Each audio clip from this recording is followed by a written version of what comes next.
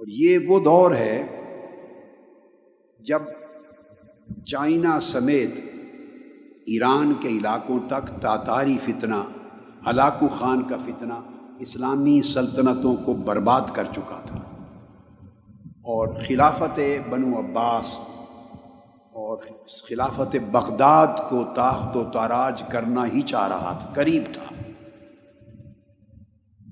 اور اسلامی سلطنتوں کی شمع بجھتی جا رہی تھی۔ یہ وہ دور تھا۔ مگر اسی وقت یہ جو ترکی کے علاقے ہیں کونیا اور یہ سارا وسطی علاقہ، یہ جو علاقہ ہے، ادھر ہلاکو خان اور چنگیز خان نے اپنے نمائندے اور لشکر بھیج دیے ہوئے تھے۔ آفیشیل یوٹیوب چینل کو سبسکرائب کریں اور بیل آئیکن کلک کریں۔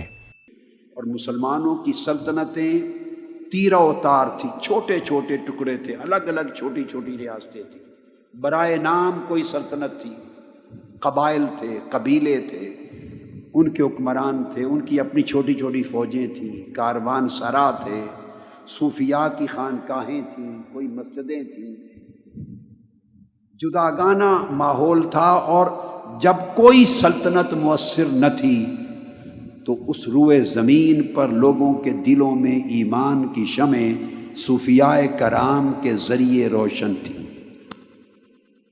صوفیاء کرام کے وجود سے شمعہائے ایمان روشن تھی۔ اور اسی دور میں یہ جو بعد میں خلافت عثمانیہ بنی ہے، سلطنت عثمانیہ، اس کی داغ بیل ڈالنے کی جد و جہد ہو رہی تھی۔ اس خلافت عثمانیہ جو 1924 میں جنگ عظیم اول کے بعد جا کے ٹوٹ گئی،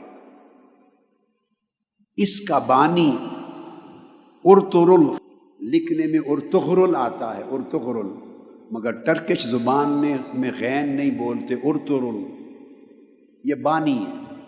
وہ ایک نئی اسلام کی عالمی سلطنت قائم کرنے کے لیے تگ و دو اور جد و جہد کر رہا تھا، مار کے ہو رہے تھے۔ 656 ہجری کے قریب تاتاری فتنہ بغداد آیا ہے اور 22 سے 24 لاکھ مسلمانوں کا قتل عام کیا ہے، اور دریائے دجلہ ہفتوں تک 2.5 ملین مسلمانوں کے خون سے سرخ ہو کے بہتا رہا۔ 656 کے قریب یہ فتنہ یہاں پہنچا۔ ادھر مقابل سلطنت عثمانیہ کی تشکیل کی جد و جہد شروع تھی۔ ارطغرل یہ سلیمان شاہ کا بیٹا تھا، اور کونیا ہیڈ کوارٹر تھا سلجوقی سلطنت سلطان علاء الدین کا، اور یہ سلطان علاء الدین جب بادشاہ تھا تو ادھر مولانا روم آباد ہو چکے تھے، کونیا میں سیٹل ہو چکے تھے۔ یہ جو سلطان علاء الدین تھا سلجوقی، اس کی بھتیجی حلیمہ سلطان، اس کی شادی ہوئی ارطغرل سے، جس کو اردو میں لکھتے ہوئے ارطغرل بولتے، ارطغرل سے ہوئی۔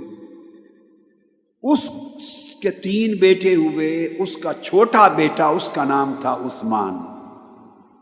اس ارطغرل نے تاتاری فتنے کے خلاف اور ادھر صلیبی فتنے کے خلاف جنگیں لڑ کر سلطنت عثمانیہ، ایک نئی عالمی اسلامی سلطنت کے قیام کی داغ بیل ڈالی، بنیاد رکھی، اور پھر اس کا بیٹا جوان ہوا تو اس سلطنت کا نام اس کے نام پہ رکھا گیا، سلطنت عثمانیہ یا خلافت عثمانیہ، جو پھر 1304 عیسوی میں قائم ہو گئی، 1304 عیسوی میں، اور 1924 میں جا کے پھر ختم ہو،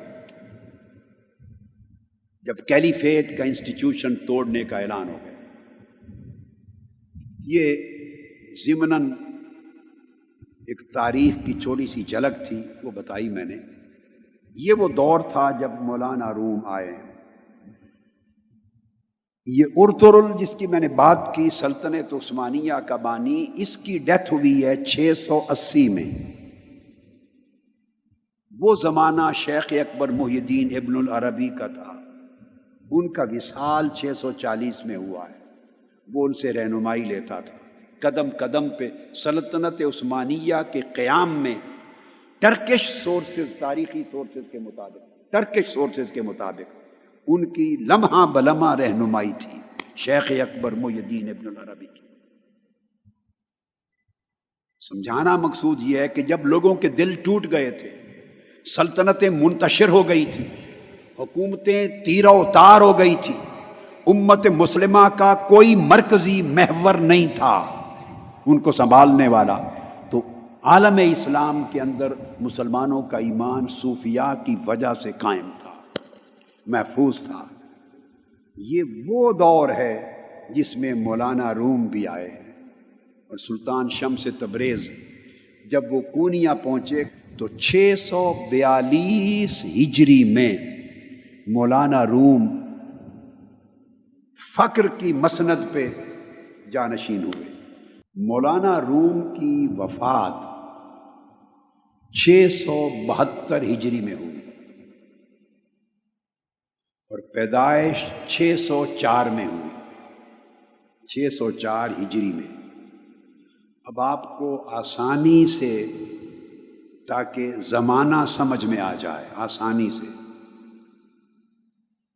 مثال دے دیتا ہوں کہ حضور سیدنا غوث العظم شیخ عبد القادر جیلانی رضی اللہ تعالی عنہ کا وصال مبارک 560 ہجری میں ہوا۔ تو حضور سیدنا غوث العظم رضی اللہ تعالیٰ عنہ کے وصال کے ٹھیک 44 برس کے بعد مولانا روم کی ولادت ہوئی، پیدائش ہوئی۔ حضور غوث پاک رضی اللہ تعالیٰ عنہ کی وفات کے ٹھیک 44 برس کے بعد مولانا روم کی ولادت ہوتی ہے۔ یہ آپ کو زمانے کا اندازہ بتا رہا ہے۔